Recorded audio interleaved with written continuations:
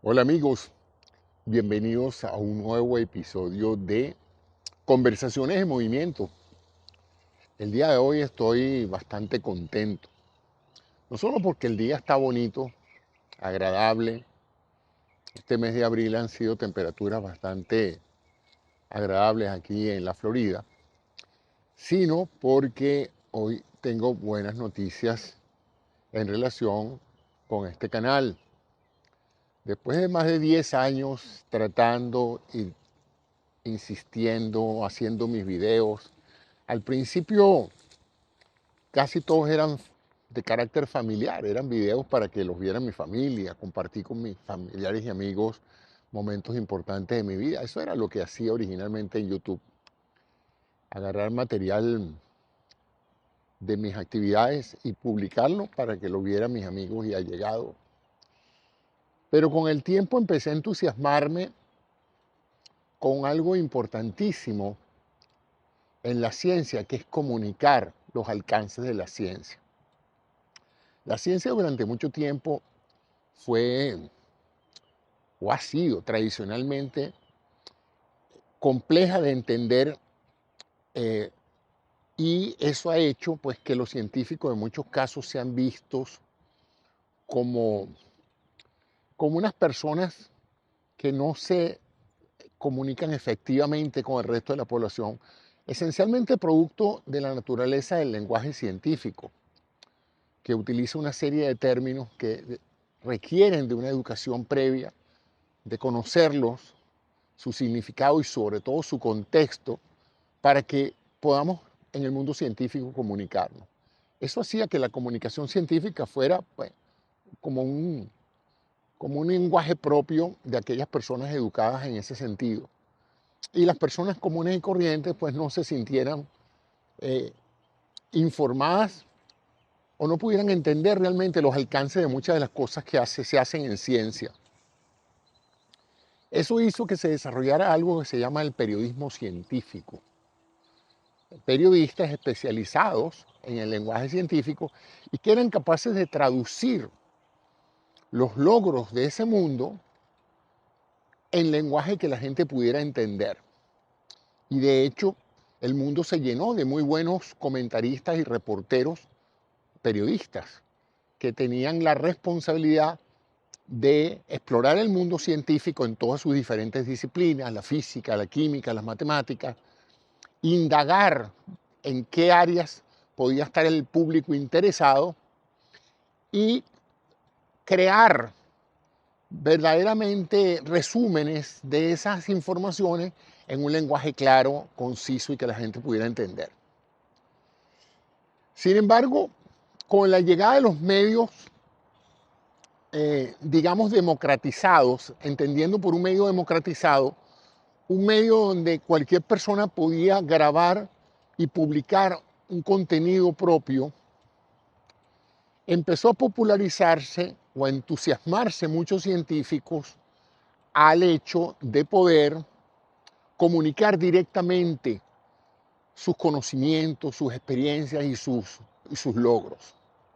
Eso hizo la creación o el desarrollo de muchas personas que ustedes los verán en YouTube, personas como yo y como muchos otros, que después de una vida profesional dedicada a la ciencia, nos hemos dedicado en cierta forma a la comunicación social, a comunicar lo que sabemos y a tratar de hacer un esfuerzo por educar y divulgar en una manera clara que la gente pueda entender. Mi área de experiencia es medicina e ingeniería médica. Un área, si se quiere, relativamente nueva, con toda una nomenclatura, con toda una cantidad de vocabulario tomado de las ciencias y de la ingeniería, pero aplicada a las áreas de la salud.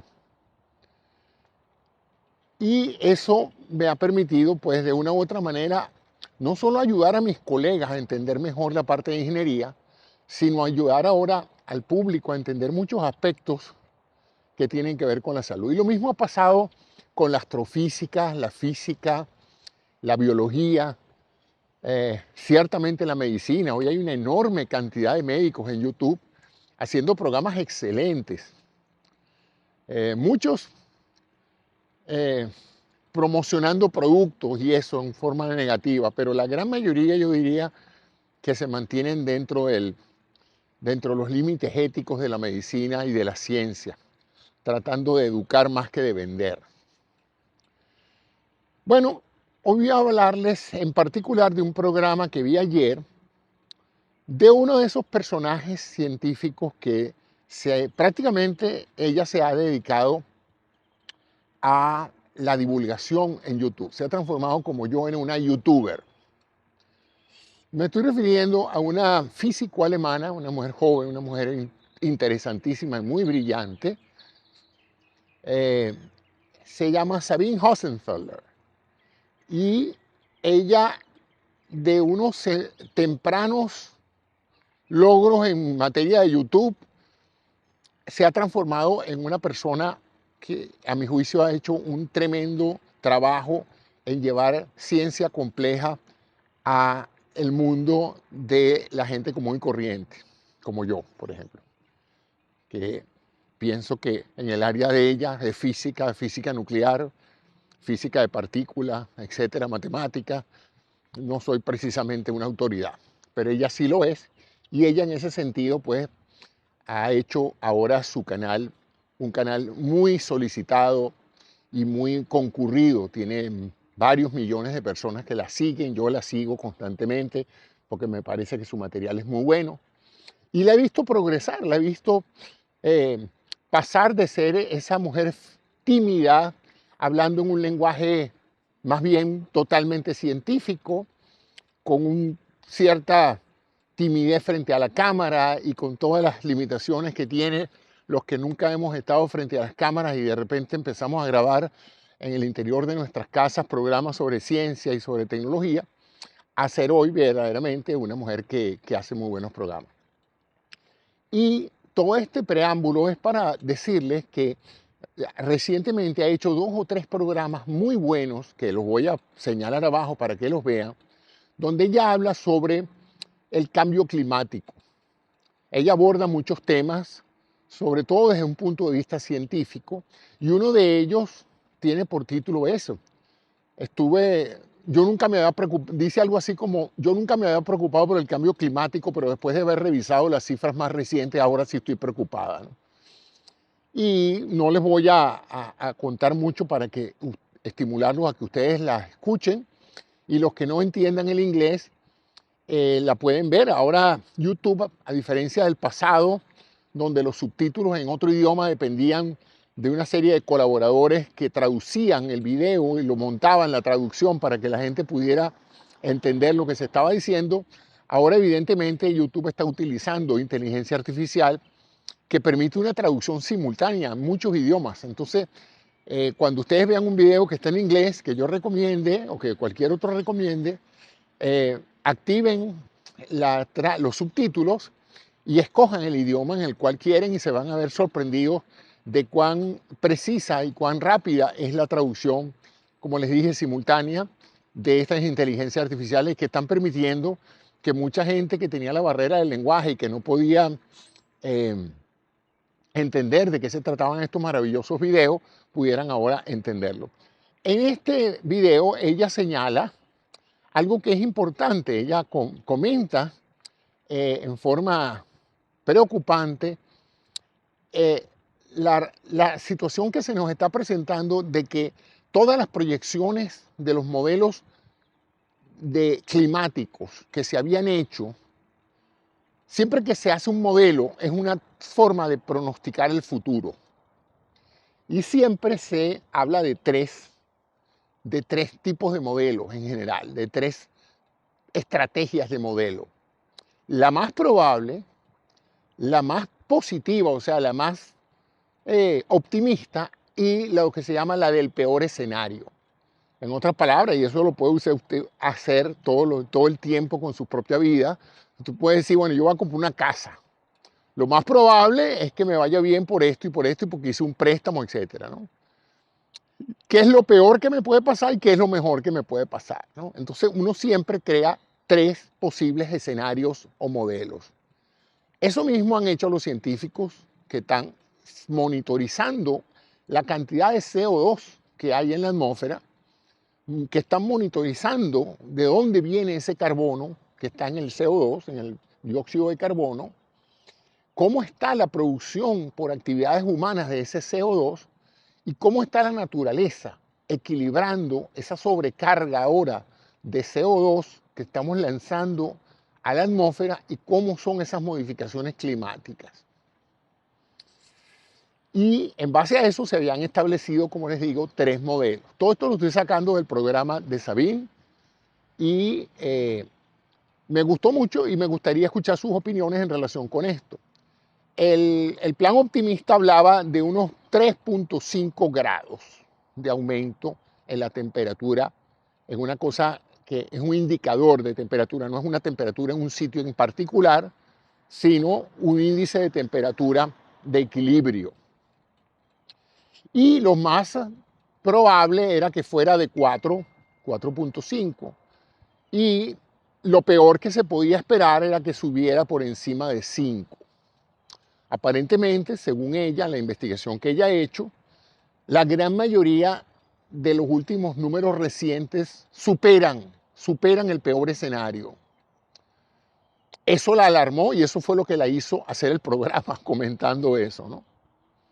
Lo que me llamó la atención no fue eso, sin embargo, el hecho de que ella alertara eso, sino las conclusiones que ella saca sobre lo que va a pasar o lo que puede pasar si esto sigue manteniéndose así y si el planeta entero o las autoridades que pueden en un momento dado tener algo que ver con controlar esta situación, porque ustedes saben que el problema es el efecto invernadero. Mientras más CO2 hay en la atmósfera, más ese CO2 atrapa el calor. Se produce un efecto invernadero que va a sobrecalentar eventualmente el clima, creando pues una serie de desajustes climáticos. Un desajuste climático es lo que estamos ya viendo desde hace tiempo, ¿no? Áreas donde no debería haber nieve, ahora hay nieve, áreas donde debería estar congelado, ahora está derretido, tormentas más grandes de lo que una vez fueron, cambios de temperatura absolutamente insólitos, en donde áreas donde nunca había habido frío, ahora hay bastante frío y lo contrario, ¿no? Áreas donde había habido invierno, ahora resulta que tienen un clima primaveral. Todo esto crea desajustes, pero sobre todo, no tanto en los seres humanos, que tenemos la capacidad de controlar nuestro clima con aire acondicionado o abrigarnos más, porque mucha gente prácticamente le da poca importancia a este cambio climático, porque dirá, bueno, que suba 2 o 3 grados, ¿cuál es el problema? Gastaré más en aire acondicionado o si hace mucho frío, pues me compraré una mejor chaqueta o pondré la calefacción. Bueno, la cosa es más compleja que esa porque los escenarios que ella plantea allí y que son los que ha presentado muchísimos climatólogos no tienen nada que ver con el hecho de que nosotros aumentemos o no la apreciación nuestra de la temperatura donde vivimos, sino de los cambios en la biología, en la producción de cultivos agrícolas, en la distribución del agua potable, del agua dulce a nivel mundial, que puede crear crisis que según ella y según la mayoría de los climatólogos van a empezar esencialmente por las áreas ecuatoriales, que son las áreas más calientes del planeta, que por cierto son las áreas donde vive más gente en el planeta. Las áreas ecuatoriales, ¿no? Al norte y al sur del Ecuador, cercano pues en esas áreas. Por cierto, en esa zona, en el caso particular de Latinoamérica, vive muchísima gente, ¿no? De allí vengo yo, del norte del Ecuador, ahí en el país que se llama Venezuela.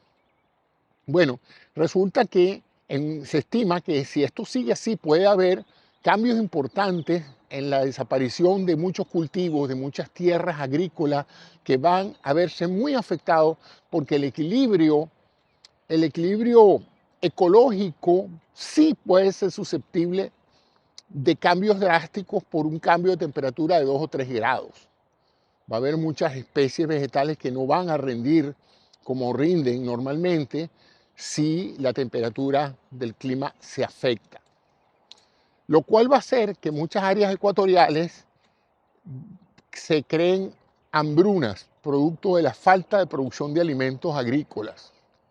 Y eso va a hacer que en el futuro y esto lo menciona ella en su programa, puede haber un éxodo de gente del sur, de todas esas zonas ecuatoriales, hacia el hemisferio norte, que por cierto es donde vive más gente y es donde están los países más ricos del mundo, están en el hemisferio norte, lo cual va a crear grandes crisis migratorias con una disminución importante en la capacidad de esas sociedades de asimilar esas poblaciones inmigrantes que vienen buscando prosperidad, vienen buscando calidad de vida y vienen huyendo de la hambruna y de la falta de alimento y de muchas tragedias asociadas al cambio climático.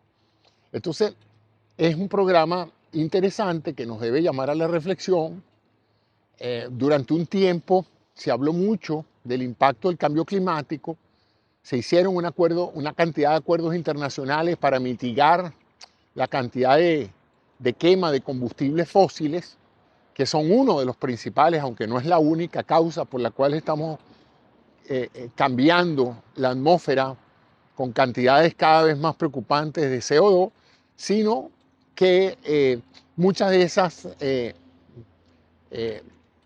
políticas de mitigar el cambio climático producido por la producción de CO2 se han encontrado con una gran resistencia de la industria que produce estos hidrocarburos por hacer que la población tenga una visión distorsionada de esto, no le dé importancia y pareciera pues que estamos llegando a lo que se llama un punto de desequilibrio, a partir del cual es muy probable que ya no podamos de nuevo mantener las economías mundiales como se han mantenido hasta ahora.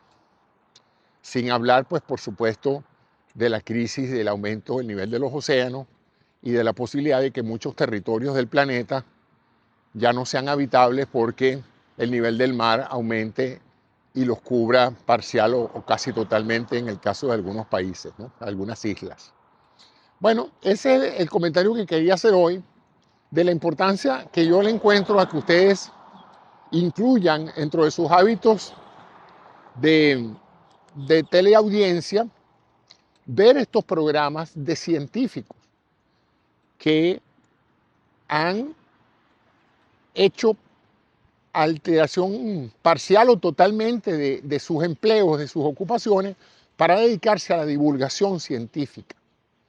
Ya no solamente lo hacen los periodistas, sino lo hacen directamente científicos, que tomando en cuenta la facilidad con la cual, porque en el pasado un científico como Carl Sagan, que para mí es una de las figuras más notables en la divulgación científica, ciertamente fue el que me motivó a mí y a muchas otras personas del mundo de la ciencia a aprender a hablar en público y a tratar de comunicar efectivamente y a usar medios audiovisuales y a tratar de hacer que la gente entienda que la ciencia es buena, que la ciencia se equivoca pero corrige, que la ciencia no es dogmática, que no es una religión, que es un método, que en el mundo científico hay enormes cantidades de talentos, todos abocados a la búsqueda de respuestas y de soluciones que estén basadas en hechos, en datos y no en conjeturas necesariamente. Y esto es importante. Entonces, Carl Sagan, bueno, en su momento con la serie Cosmos, la cual también los invito a aquellos que no sepan nada del Cosmos, es porque no han visto un episodio de la serie Cosmos que produjo Carl Sagan para PBS aquí en los Estados Unidos. Una serie magnífica. De hecho, yo creo que todo lo que yo sé del cosmos, de la astrofísica, lo he aprendido viendo los programas de Carl Sagan, que en paz descanse, y más recientemente de uno de sus mejores discípulos y que lleva ahorita la bandera de la comunicación en astrofísica, que es este famoso astrofísico Neil deGrasse Tyson, también otra de las personas que tiene programas excelentes, que los pueden ver todos aquí en YouTube. Todos estos enlaces los voy a poner en la descripción de este video para que ustedes, si no han conocido a estos personajes, los conozcan. Y más ahora que hay la posibilidad de ver esas traducciones simultáneas del inglés al español. Entonces, les comento entonces que esta doctora Sabine se está volviendo cada vez mejor explicando cosas complejas. Sus programas son entretenidos. Y como siempre, pues, las personas que nos sometemos a, a la crítica pública, evidentemente, hay gente que les parece bien lo que hacemos, hay gente que no les parece bien que hacemos, pero lo hacemos porque nos gusta hacerlo. A mí me gusta comunicar. Más recientemente lo estoy haciendo mientras hago ejercicio. Algunos de ustedes pensarán que esto no es un método muy, como diríamos, apropiado que un científico ande en una bicicleta hablando de ciencia. De repente me vería mejor poniéndome una bata blanca en una imagen de un laboratorio, etcétera. Pero con esto lo que hago con cada episodio es resaltar la importancia de moverse, de activarse, de hacer ejercicio. Y como yo pienso que a ustedes no les importa realmente dónde estoy yo, ni qué estoy haciendo, sino qué estoy diciendo, entonces yo confío en la buena disposición que ustedes tengan de seguir viendo mis programas, estos y muchos otros que voy a hacer al respecto. Al principio les dije que tenía buenas noticias, pero tenía más ganas de hablar de esta situación del cambio climático. Pero la buena noticia es que me contactó YouTube después de muchos años. Después de muchos años me han aceptado en el programa de socios de YouTube. O sea que presumiblemente ahora voy a empezar a recibir algún tipo de compensación económica por los programas que haga donde los anunciantes pongan avisos. Lo cual para mí representa un gran logro porque, como les dije, es un esfuerzo que hago porque me gusta. Nunca lo hice por las ganancias porque nunca he tenido ninguna, nunca he recibido, pero ni un chequecito, pues, ni una nota de agradecimiento de ninguna empresa por los contenidos que tengo. Más de 10 años generando contenidos en diferentes plataformas, pero yo espero que ahora pues algunos de esos frutos comiencen a aparecer y ahí es donde necesito un poco la colaboración de ustedes si me están escuchando y les gusta que les traiga estos temas a consideración, que me ayuden a suscribirse, que me ayuden a hacer algunos de estos videos virales para que otros amigos y familiares los conozcan. Y bueno, conozcan a este personaje que ya en el retiro de su vida profesional sigue intentando comunicar lo poco que sabe y comunicarlo en una manera que ustedes puedan entender. Volviendo al caso del cambio climático, muchas de las cosas que se sugiere que hay que hacer, en cierta forma, es ponerle un precio al CO2 que las empresas lanzan a la atmósfera, ¿no? Si las empresas están haciendo dinero contaminando el clima, contaminando la atmósfera, pues que paguen por eso, ¿no? Porque eventualmente vamos a necesitar de alguna u otra manera recursos para que la gente no lo haga. Y hay toda una serie de planes de lo que se llaman créditos para que las empresas concienticen la importancia de no contaminar o por lo menos de contaminar lo menos posible, para que sea económicamente hay un incentivo por parte de ellos para que no contaminen. Pero lo otro depende también mucho de nosotros, del esfuerzo que hagamos en los países democráticos por elegir políticos que estén conscientes de la importancia que tiene para las próximas generaciones. Y no me estoy refiriendo para las próximas generaciones 200 y 300 años. Estamos hablando de periodos que pueden, entre unos 20 a 30 años, complicarle la vida a todos aquellos que se encuentren en muchas áreas del planeta. O sea que estamos hablando de que quizás muchos de nuestros nietos van a verse afectados en forma importante y no van a poder disfrutar el planeta como nosotros, o van a vivir una serie de penurias derivadas de un cambio climático desbordado. Y por eso la importancia de ocuparnos de eso, por lo menos de enterarnos, de educarnos en ese sentido para poder tomar mejores decisiones.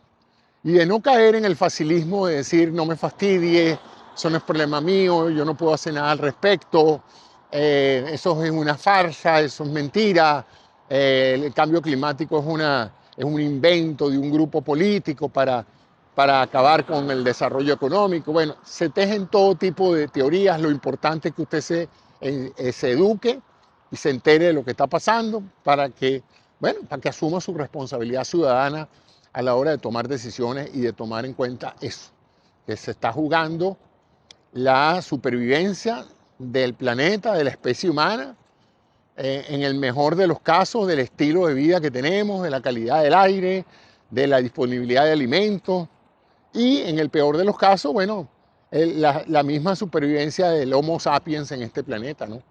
Si hacemos el planeta inhóspito, pues vamos a tener entonces la situación donde muchas personas van a, a perecer de hambre o de enfermedades, de una cantidad de cosas que tienen que ver con un alto costo de la vida y con una escasez de recursos para vivir una vida sana y productiva. Entonces, bueno, suscríbase a este canal, active las notificaciones, déjeme saber sus comentarios. Si estoy escogiendo bien los temas que yo pienso que pueden ser de gran importancia.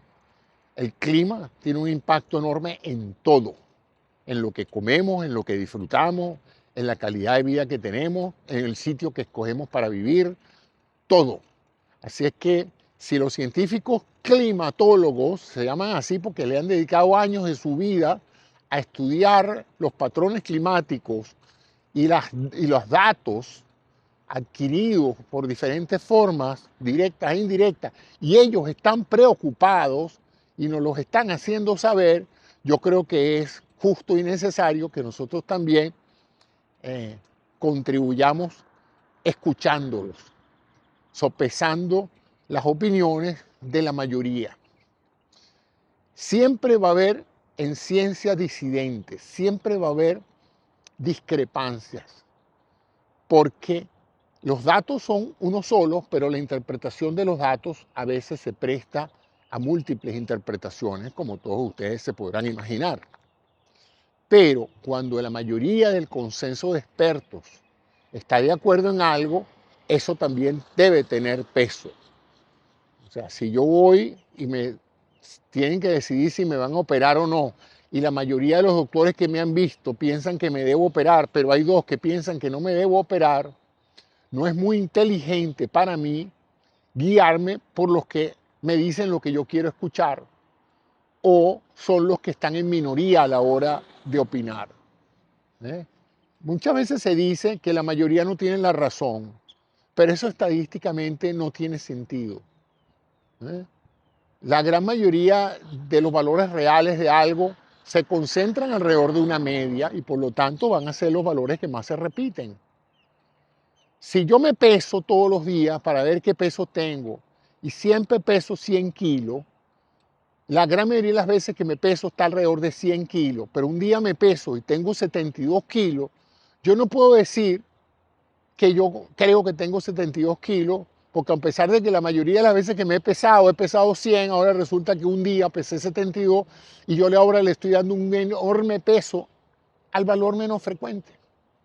Entonces, así funciona la ciencia y yo por eso tiendo en las decisiones científicas a inclinarme por la opinión de la mayoría de los expertos. Eso sí, por la mayoría de los expertos, no la mayoría de la gente, porque si ustedes incluyen ahí la gente que no sabe nada de lo que está hablando, pues entonces la situación se vuelve tórpida. Pero si ustedes tienen un grupo de expertos y todos coinciden en que la mejor solución debe ser A, es lo más probable que esa sea la solución. Es lo más probable. Siempre hay situaciones extraordinarias, confusas, complejas, pero en general la opinión de la mayoría, si está basado en datos y no en intereses personales, es usualmente la más aproximada a la realidad. Así es que eso quería hablarles sobre la importancia de estos programas científicos, hechos por científicos, hechos por gente que sabe lo que está diciendo y que han hecho un gran esfuerzo por mejorar sus habilidades de oratoria, sus habilidades descriptivas, porque no es fácil, realmente no es fácil trasladar al lenguaje común muchas de las cosas que uno aprende en medicina.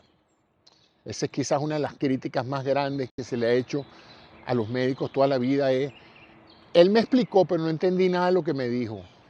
Claro, no entendió nada, no porque usted es bruto, no entendió nada porque él usa un lenguaje que no le es familiar. Al no serle familiar el lenguaje, es como si usted le estuviera enseñando una explicación en chino y usted no supiera chino. Bueno, no va a entender nada, pero no es porque usted es bruto, es porque usted no sabe chino. Entonces, los médicos tienen que, en cierta forma, mejorar sus habilidades para comunicar en forma eficaz informaciones que el paciente tiene que aprender o educarse. De nuevo, todo eso se ha facilitado muchísimo con el Internet, porque en el pasado un médico no tenía otro recurso que sentarse y tardar tiempo explicándole al médico, al paciente, muchos de los problemas que tiene. Eso parece algo como, bueno, ese es el trabajo de un médico, sí, pero si él tiene que hacer eso 10 veces al día o 20 veces al día, se torna en una pérdida sustancial del médico. El paciente no lo aprecia porque él piensa, bueno, lo hizo conmigo, sí, pero es que él lo que hizo contigo lo tiene que hacer 10 o 15 veces al día con los otros pacientes en casos similares.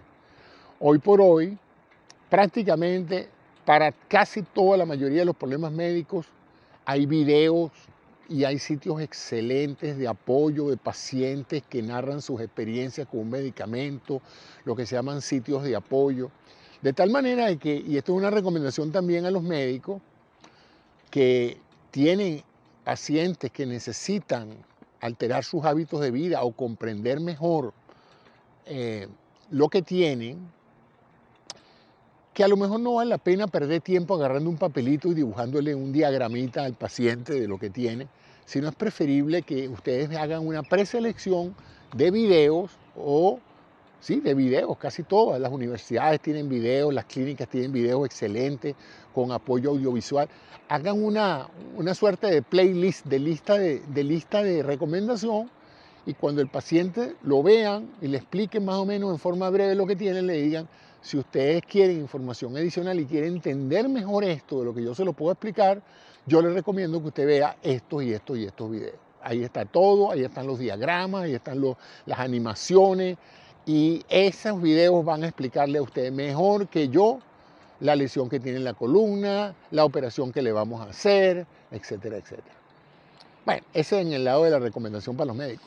Para los pacientes lo mismo. Muchos pacientes ya están haciendo eso incluso antes de ir a la consulta. Usted les dice, yo voy a consultar porque me van a hacer una resonancia magnética. Y la gente va y se mete y busca resonancia magnética en YouTube y inmediatamente hacen una exploración de qué es la resonancia magnética, cómo se hace, cuánto dura, quién la hace, qué equipo se usa, cuánto tiempo pasa uno adentro, todo eso. Entonces, estamos en una época gloriosa en términos de información porque tenemos mucha información. Pero también estamos en una época preocupante porque mucha de esa información ha sido tergiversada, ha sido contaminada por intereses peligrosos, lo cual hace que usted tenga que escoger muy bien qué ve y qué escucha. No vaya a ser que usted termine más confundido que antes o esté siendo manipulado por entidades que no tienen sus intereses como una prioridad. Ese es mi comentario de hoy. Muchas gracias de nuevo. Gracias a YouTube por haberme aceptado en el programa de Partners. Ahora soy un partner de YouTube.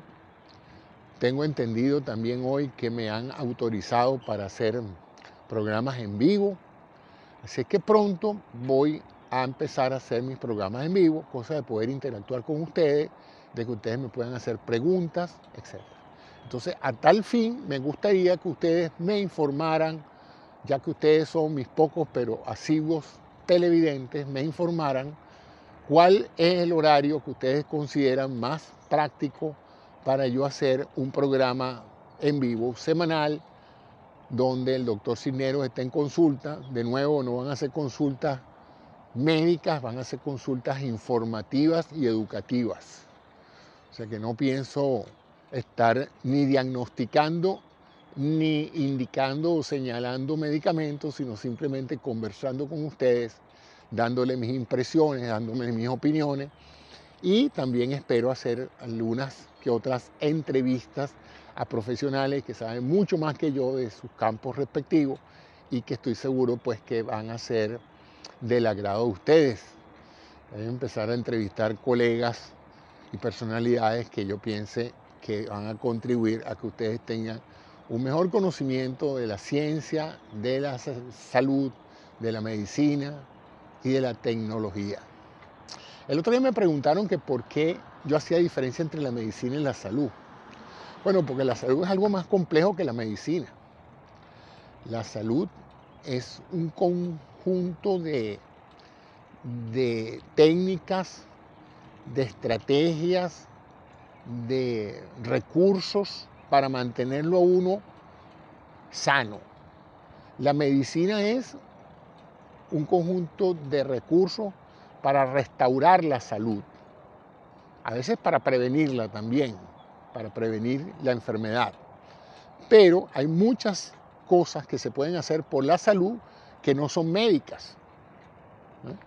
Por ejemplo, una de las cosas más importantes para la salud es lo que estoy haciendo ahorita, la actividad física.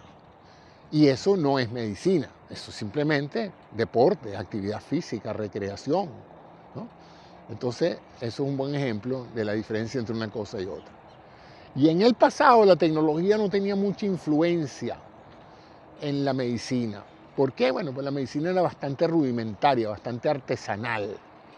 Todo lo que un médico necesitaba para hacer un diagnóstico o poner un tratamiento cabía en un maletín, el famoso maletín del doctor.